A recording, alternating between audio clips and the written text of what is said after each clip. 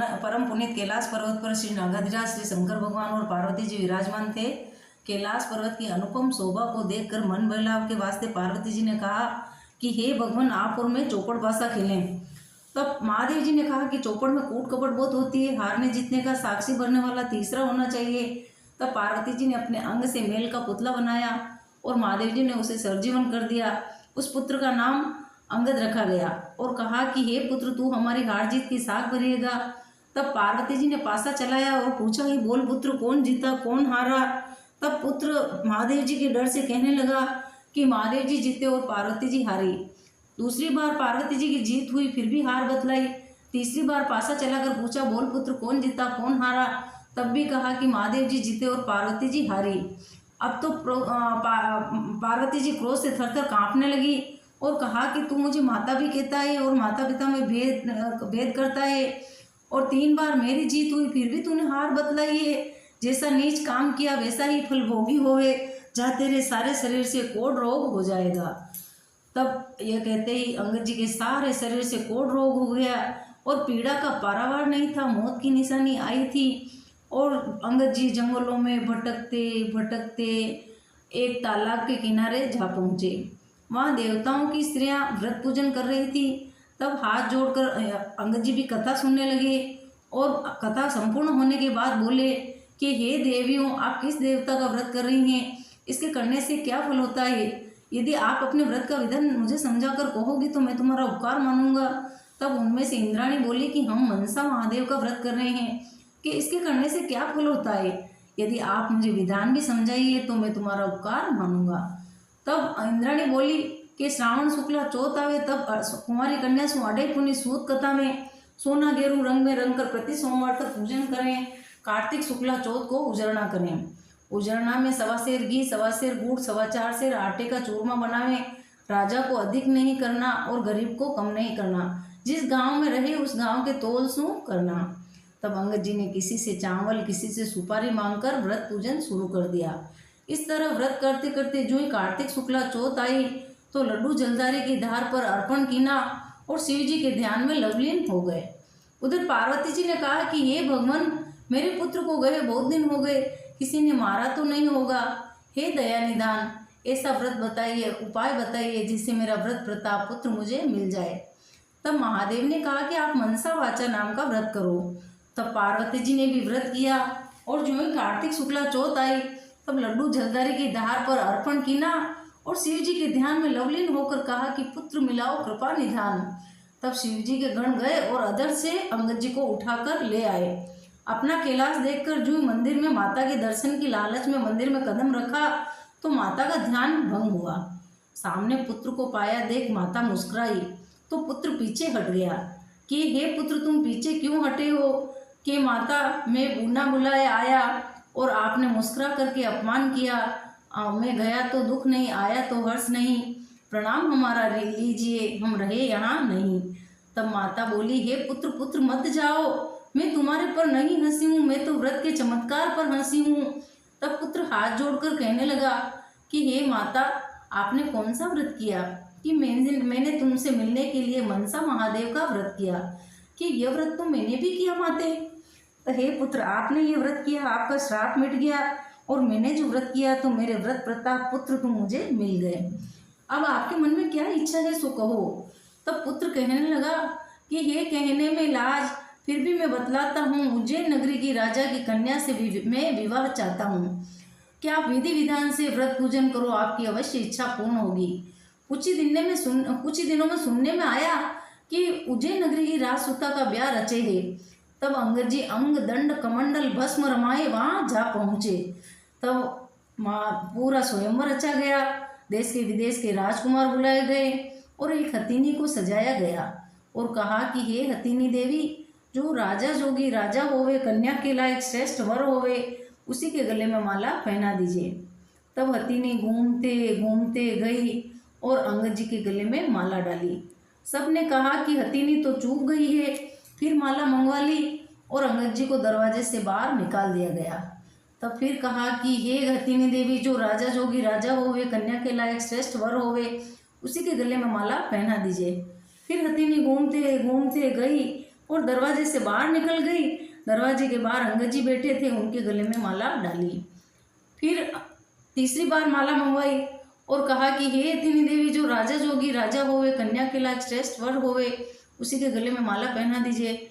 हथिनी ने वही किया तो सबने कहा हथिनी को तो हट बंध गई है। हाथी लाया गया और उस पर गणेश देवता का श्रृंगार किया गया और कहा कि हे गजराज, हम तुम्हें गणेश देवता माने हैं, पुत्र मेरे हे नहीं, सारा राज्य कन्या के अर्पण ठाने हैं। सो राजा जोगी राजा होवे, कन्या के लायक श्रेष्ठ वर होवे, उसी के गले में माला पहना दीजिए। फिर हाथी घूमते घूमते गया और दरवाजे से बाहर निकल गया। फिर नगर के बाहर एक वट के पेड़ पर अंगद जी बैठे हुए थे, उनके गले में माला डालकर अपनी सूंड पर बिठा कर ले आया। तब ईश्वर का लिखा समझकर राजा ने चौरी तैयार करवाई और सज धज के साथ अंगद जी का विवाह हो गया। तब जो विवाह हो गया, राजा रानी महल में प्रवेश कर दिए। तब राजकुमारी ने पूछा कि आपका नाम क्या है, आपके पिता कौन है, आपकी माता कौन है। तब अंगद जी बोले कि महादेव जी मेरे पिता हैं और पार्वती जी मेरी माता है। कि महादेव जी और पार्वती जी आपके माता पिता कैसे हो सकते हैं, वो तो देवलोक के देवता हैं। तब अंगद जी ने अंगद जी के जन्म से लेकर चौपड़ वाली बात से लेकर विवाह होने तक की सारी कथा कह सुनाई कि अब आपके मन में क्या इच्छा है।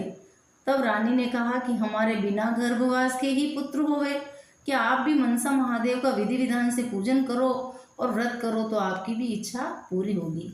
तब रानी ने भी व्रत किया और लड्डू जलधारी की धार पर अर्पण किया। एक दिन दातन करते समय दासी झारी भर लेने गई तो क्या देखती है, सोनेरे पालने में बालक बैठा अंगूठा मुंह में चूस रहा है। तब कहा बाई जी बधाई हो, आपके तो पुत्र हुआ है, कि क्यों मसकरी करती हो, कि विश्वास न हो तो आकर देख लो। तब रानी आकर देखती है कि सोनेरे पालने में बालक बैठा मुंह में अंगूठा चूस रहा है। तब कहा कि हे प्रभु, हे महादानी, हे भोलेनाथ, यदि पुत्र आपने मुझे दिया हो तो मेरे स्तनों से दूध की धार निकल जाए। यह कहते स्तनों से दूध की धार निकल गई। स्नान कराकर पुत्र का खोला लिया गया और उस पुत्र का नाम फूलफगर रखा गया। तब फूलफगर शिवजी का दिया हुआ दिन दूना रात चौगुना बढ़ने लगा। कुछ दिन बाद पुत्र बड़ा हुआ और कहा कि हे माता, मेरे पिता कौन है, मेरे दादा दादी कौन है। तब माता ने कहा कि अंगद जी तुम्हारे पिता हैं और महादेव जी और पार्वती जी तुम्हारे दादा दादी हैं। तब पुत्र फूलफगर ने कहा कि महादेव जी और पार्वती जी तो देवलोक के देवता हैं, मेरे दादा दादी कैसे हो सकते हैं। तब रानी ने अंगद जी के जन्म से लेकर चौपड़ वाली बात से लेकर पुत्र होने तक की कथा कह सुनाई। तब कहा कि हे पुत्र, आपके मन में क्या इच्छा है। तब पुत्र ने कहा कि हमारे यहाँ बगीचे में एक इंद्रलोक से विमान आवे, उसमें एक सुंदर सी कन्या बेटी हो, उसी के साथ मेरा विवाह हो जावे, कि आप भी मनसा महादेव का विधि विधान से पूजन करो, आपकी भी अवश्य इच्छा पूर्ण होगी। तब राजकुमार ने भी व्रत किया और श्रावण शुक्ला चौथ को लड्डू जलधारी की धार पर अर्पण किया। एक दिन राजा टहलते टहलते जो बगीचे के पास जा रहे तो सवेरे सवेरे क्या देखते हैं कि एक इंद्रलोक से विमान उतर रहा है। तब पर्दा हटाकर देखा तो उसमें एक सुंदर सी कन्या बैठी है। तब राजा ने सद्दज के साथ विवाह कर लिया और राजा रानी प्रेम पूर्वक रहने लगे। तब राजकुमारी ने एक दिन कहा कि आपके पिता कौन है, आपके दादा दादी कौन है। तब कहा कि अंगद जी मेरे पिता हैं और महादेव जी और पार्वती जी मेरे दादा दादी हैं। तब राजकुमारी ने कहा कि यह बात तो मृत्युलोक में कोई सत्य नहीं मान सकता। तब राजकुमार ने भी अपने पिता के जन्म से लेकर पिता के विवाह और स्वयं के जन्म से लेकर राजकुमारी से विवाह तक की सारी कथा कह सुनाई। तब कहा कि एक दिन राजा टहलते जंगलों में रास्ता भटक गए। तब एक बेलपत्र के नीचे बैठ गए, भूख प्यास से व्याकुल हो गए। तभी वहाँ ब्राह्मण देवता आ गए और पतड़ो बात सुनायो कि आज कार्तिक शुक्ला चौथ का उद्यापन है। तब राजा ने नगर में दरबार में खबर भेजी महलों में कि रानी से कहा गया कि 4.25 से आटे का चूरमा भेजा जावे। तब रानी ने सोचा कि वो तो ब्राह्मण है और भला पकवान मिठाई क्या जाने, और राज खजाना इतना भारी है और छोटे से नैवेद्य की बात विचारी है। तभी गाड़ी भरकर पकवान भेज दिया। तभी लाया गाड़ी बान। राजा समझ गया कि रानी ने अभिमान किया है। तब तब उसी चूर में से एक साबुत गेहूं का दाना निकला, उसके 4 भाग किए, एक शिवजी को अर्पण किया, एक गैयन को दिया, एक बालक को बांट दिया और एक स्वयं ने जीम लिया। इस तरह व्रत पूजन करके जो ही राजा महल में लौट रहा तो शिवजी ने स्वप्न में यूं फरमान दिया कि राजा तेरी रानी को देश निकाला कर दे, नहीं तो तेरा राज्य नष्ट कर दूंगा। तब रानी से कहा राजा ने कि चलो शिव मंदिर को चलो। जो ही रानी शिव मंदिर चली तो पीछे राजा घूमहाल, आगे देखती तो मंदिर घूमहाल। वह समझ गई ये सब शिव की माया है, कल अभिमान किया था मैंने, आज उसी का फल पाया है। तब रानी जो ही नगर से बाहर निकली तो नगर सेठ मिला कि रानी साहिबा आप किधर जा रही हैं। तब कहा कि राजा साहब ने देश निकाला कर दिया कि आप मेरी हवेली चलो, राजा जी को मैं मना लूँगा। वहाँ जाते ही उसकी हुंडियाँ चलने से बंद हो गई और आँख का अंधा हो गया। तो नगर सेठ ने कहा रानी साहिबा आगे पधारो। आगे निकली तो दीवान मिला कि रानी साहिबा किधर जा रही हैं। तब सारी बात बताई तो कहा कि आप मेरे घर चलो। वहाँ जाते ही दीवान भी आँख का अंधा हो गया तो कहा रानी साहिबा आगे पधारो। आगे चली तो एक माली मिला, वहाँ जाकर कहा कि रानी साहिबा किधर जा रही हैं। तब कहा कि राजा साहब ने देश निकाला कर दिया, क्या बाग में पधारो, मैं राजा जी को मना लाता हूँ। तब जो ही बाग में रानी गई तो हरा भरा बाग जो जलकर कोयले के समान नष्ट हो गया और माली आँख का अंधा हो गया। तो कहा रानी साहिबा आगे पधारो। आगे चली, कुमार के यहाँ जाकर पानी मांगा तो यह कहते ही उसका आवा फूट गया और वह भी आँख का अंधा हो गया। तो कहा रानी साहिबा आगे पधारो। आगे चली तो एक डुकरिया चरखा चला रही, उससे पानी मांगा तो वह भी पत्थर की खड़ी रही। 4 चोर मिले तो उसकी दृष्टि पड़ते ही पत्थर के बन गए। तब रानी ने सोचा मैं जहाँ जा रही हूँ अनर्थ ही अनर्थ हो रहा है, इस जीने से तो मरना भला। 2 रास्ते मिलते थे, एक 3 महीने का, एक 3 दिन का। रानी 3 दिन के रास्ते पर चल पड़ी। सबसे पहले एक सिप्रा नाम की नदी आई, उसमें कूदकर मर जाने की सोची तो नदी का पानी सूख गया। आगे चली, 4 चोर मिले तो उसकी दृष्टि पड़ते ही पत्थर के हो गए। फिर आगे चली तो एक सर्प मिला जो सूर्य को अर्घ दे रहा था कि इसे छेड़ूंगी तो यह मुझे अवश्य खा जाएगा। यह सोचकर सर्प पर हाथ फेरा तो सांप रस्सी बन गया। आगे चली, एक सिंह मिला, इसे छेड़ूंगी तो यह तो मुझे अवश्य खा जाएगा। यह सोचकर सिंह पर हाथ फेरा तो सिंह पत्थर का हो गया। आगे चली, एक पर्वत मिला, उस पर चढ़कर गिर जाने की सोची तो पर्वत जमीन के बराबर हो गया। तब रानी भटकते भटकते एक देवता का मंदिर था और कुआं था, वहाँ जाकर रानी मुंह ढककर ओम नमः शिवाय मंत्र जाप करने लगी। मंदिर वाला पंडित गांव में गया, रास्ते में कुत्ते ने काट खाया। तब पंडित ने सोचा कि आज मंदिर में ऐसा कौन सा पापी आया है जैसा ऐसा उत्पात हुआ है। तब मंदिर में आकर पंडित जी ने कहा कि ये कौन डाकण बेटी है। तब रानी बोली डाकण नहीं, मानवी हूँ, आकाश तो गेरी और जमीन जेली। यदि आप मुझे धर्म की बेटी बनाओ तो मैं सारा भेद खोलूँ। तब पंडित जी ने कहा कि हे पुत्री, तू आज से मेरे धर्म की पुत्री है, सारी बात बताओ। तब रानी चलने लगी तो पैर भारी मालूम पड़ने लगा। तब पंडित जी ने अपनी झोली में से एक लड्डू दिया।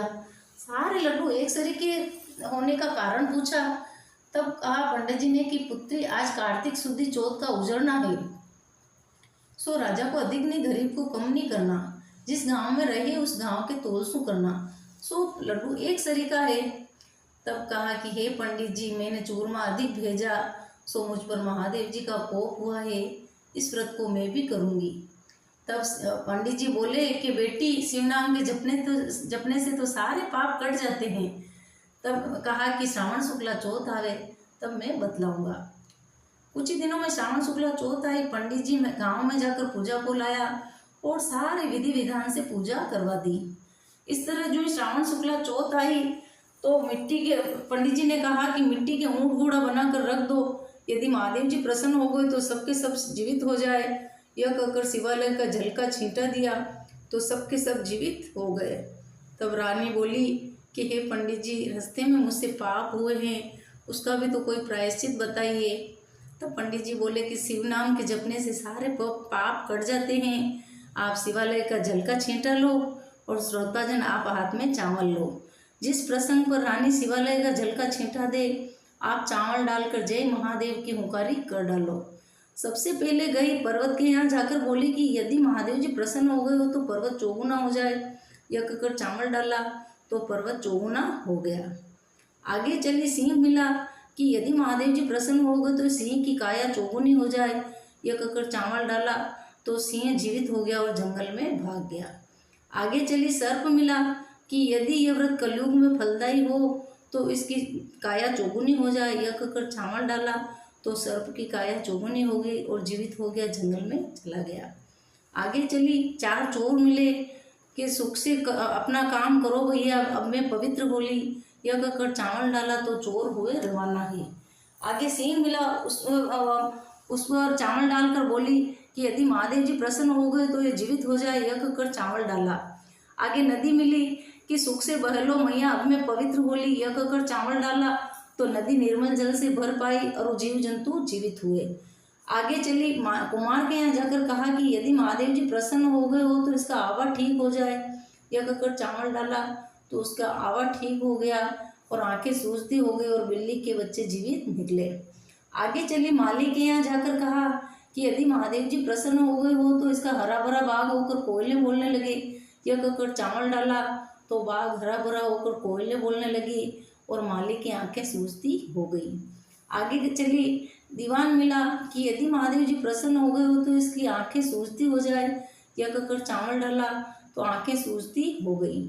आगे नगर सेठ का यहाँ जाकर कहा कि यदि यह व्रत कलयुग में फलदायी हो तो इसकी हुंडियाँ चलने लगे। यह कहकर चावल डाला तो हुंडियाँ चलने लगी और आंखें सूजती हो गई। अब तो सेठ जी गदगद होकर कहने लगे कि हे अन्नदाता, आपके बधाने से मेरी लक्ष्मी का भंडार हुआ है। इस खुशी में नगरी जिमाना चाहूँ हूँ। सारी नगरी में ढिंडोरा करवा दिया। किसी के चूल्हे से धुआं नहीं निकलेगा, जो धुआं निकलेगा तो 11 रुपये दंड लगेगा। ये खबर नगर दरबार में भी पहुंची। तब राजा ने भी प्रण ले रखा था कि मेरी रानी मुझको मिल जाए तो सारे नगर को भोज दूं। जो ही राजा रानी का संयोग हुआ और खुशी से सुख से भोजन का चित्चाव किया तो शिवजी ने ब्राह्मण वेश धारण करके भिक्षा के में श्रावण शुक्ला चौथ यूँ बतला दिया। तब रानी ने कहा कि हे राजन, कोई भूखा हो तो मिलवाओ, यानी भूखा कथा कहे और मैं सुनूं, मैं कथा कहूँ भूखा सुने। सारी नगरी में ढिंडोरा करवा दिया, कोई भूखा प्यासा नहीं मिला। एक डोकरी थी, अंधी बहरी कुबड़ी, सारे रोगों के ठाठ थे। नदी के किनारे पड़ी थी, जात की ठठारन थी। किसी ने 7 पुत्रों की माता थी, किसी ने करी नहीं संभाल थी। तब रानी ने ऑर्डर दे के उसको मंगवा ली और नहलाने लगे तो उसका कोट झड़ने लगा और कहा कि हे बहन, जिस प्रसंग पर मैं कथा कहूँ तू हुंकारा देना। तब सबसे पहले कहा कि यदि महादेव जी प्रसन्न हो गए हो तो इसकी सुंदर देह बने। यह कहकर चावल डाला तो उसकी देह इतनी सुंदर हो गई जो वर्णन करने में अश्वेत थी। और कहा कि यदि इंद्र अरिष्ट पूजावन हो तो इसका कुबड़ापन झाय परा। यह कहकर चावल डाला तो रानी डोकरिया का सीधा तन दिखलावे। यदि महादेव जी प्रसन्न हो गए तो ये सुनने लगे। यह कहकर चावल डाला तो वह सुनने लगी। यदि यह व्रत कलयुग में फलदायी हो तो यह गुणवान बनो। यह कहकर चावल डाला तो वह गुणवान हुई। यदि महादेव जी प्रसन्न हो गए तो इसका कुबड़ापन जाय परा। यह कहकर चावल डाला तो बुढ़िया का सीधा तन दिखलावे। यदि महादेव जी प्रसन्न हो गए तो यह सुनने लगे। यह कहकर चावल डाला तो वह सुनने लगी तो उसका दिल खुश हुआ। यदि यह व्रत कलयुग में फलदायी हो तो यह बोलने लगी, वाणी चपला। यह कहकर चावल डाला तो वो बोलने भी लगी। डुकरिया कथा कहती है और रानी कथा कहती है, डुकरिया हुंकारा देती है। रानी का पूरा काम हुआ। जय महादेव की हुंकारी बोलने का समय हुआ। अंत में वैकुंठ से एक विमान आया, डोकरी सदैव वैकुंठ को चली गई। इस तरह श्रावण, कार्तिक, कुमार माह में जो शिव जी की विशेष पूजा अर्चना करता है वो मनुष्य लोक में अनेक सुखों को प्राप्त करके अंत में शिवलोक को प्राप्त होता है। अतः शिव आराधना से अपने जीवन को सफल बनावे। ओम शंकर संक्रांतु, ओम नमः शिवाय। बोलो मनसा पूर्ण महादेव की जय। बोलो अपने अपने माता पिता गुरुदेव की जय। बोल गजानंद महाराज की जय। बोलो सदानंद कार्तिक स्वामी की जय।